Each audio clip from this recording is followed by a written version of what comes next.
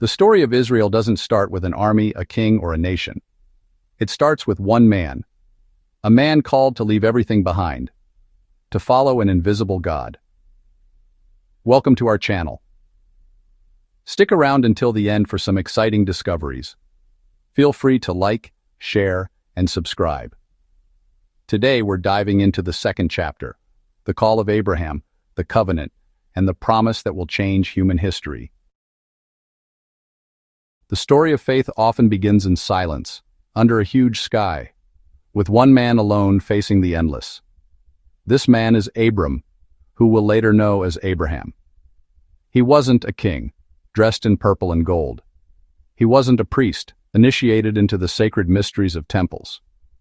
Nor was he a warrior, famous for his conquests. He was an ordinary man, a citizen of Ur of the Chaldeans. Make no mistake, Ur was no primitive village. It was a thriving metropolis, a crossroads of civilizations, one of the most advanced cities of its time, a center of trade, culture, and knowledge, but also a stronghold of polytheism, dominated by the worship of the moon god, Nana. Abraham's life was comfortable, predictable, rooted in a rich culture and an established family. He had a homeland, an identity, security. And yet, it was in this setting, amidst this well-ordered life, that a voice was heard. A voice that didn't come from the stone idols of the city, but from the creator of heaven and earth. It was to this man, Abraham, that God spoke words that would change everything. Leave your country, your people, and your father's household, for the land I will show you. Genesis 12:1. Imagine the weight of those words, to leave not just a place, but everything that defined him, his culture, his financial security, his family ties, his past, and his predictable future. It was a call for a complete uprooting. To go where? God didn't say. He had no map, no detailed explanation, no guarantee of success. There was no 5-step plan, no clear destination on a scroll. Only a word, a bare promise, hanging in the silence of his conscience. An invitation to trade the tangible for the invisible, certainty for trust. Faced with this radical call, human reason would have cried madness. Staying was logical. Leaving was a pure act of faith. And Abraham left. He said yes to the unknown. It was this gesture, this simple first step outside the walls of his comfort zone, that would not only redefine his own life, but also pave a new way for humanity. This step of obedience would make him the father of Israel, and the spiritual father of all who, through the ages, would choose to walk not by sight, but by faith. The story of Abraham teaches us a fundamental truth. God always begins his greatest stories, not with the most qualified or the most powerful, but with ordinary people who have the courage to answer his call. People who, when faced with the unknown, dare to say, "Here I am, I'm going."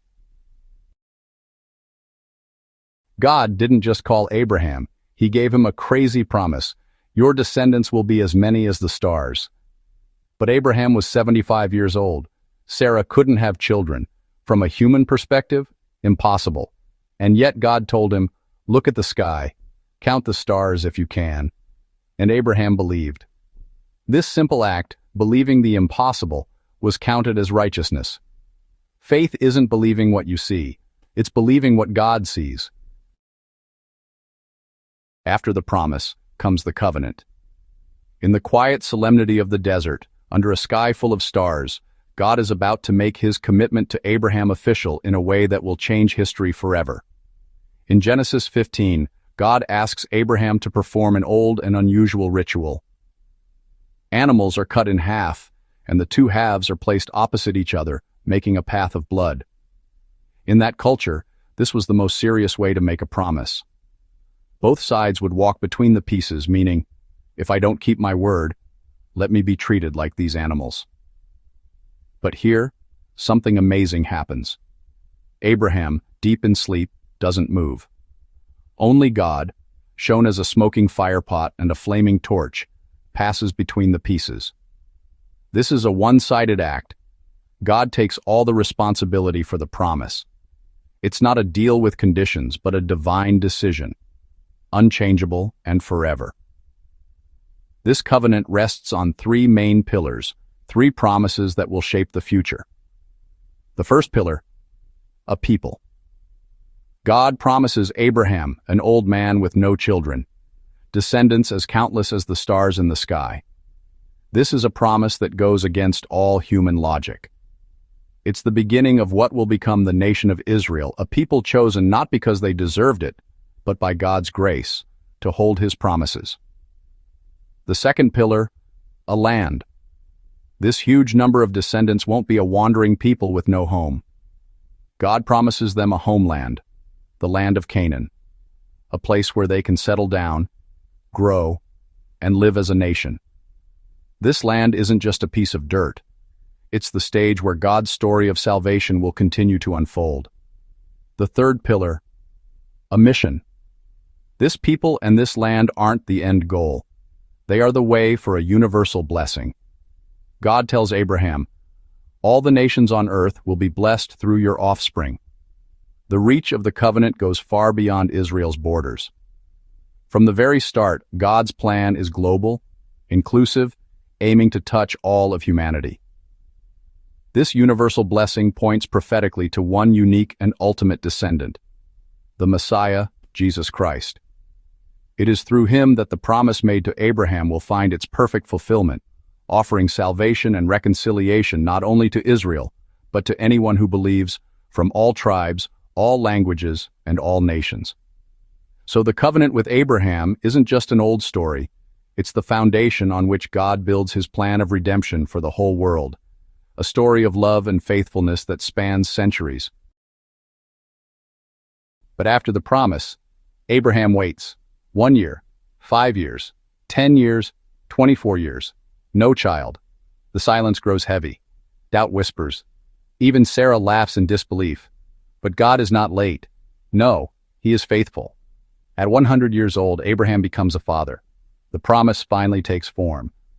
Isaac is born. The people of Israel can begin. God's timing is never fast, but he always arrives on time. After decades of waiting and faith, Abraham faces the most unbelievable trial of his life. This moment, hanging between heaven and earth, is the most mysterious and powerful part of his journey. It's the ultimate test of his trust. God asks Abraham to offer Isaac as a sacrifice. The command is harsh, direct, and seems to go against everything God had promised. Isaac, the miracle child, the long-awaited son. He is the living proof of the promise, the very reason Abraham was called. In him rests the entire future of Israel. So why? Why such a command? God's purpose was not to take Isaac's life, but to show what was most important in Abraham's heart. Did he love the gift more than the giver?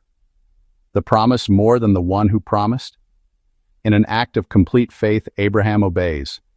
He builds the altar, he ties up his son, the son he loves. And at the very last moment, as the mountain's silence is absolute, a divine voice tears through the sky and stops his hand. "Do not lay a hand on the boy, for now I know that you fear God, since you have not withheld your son, your only son, from me."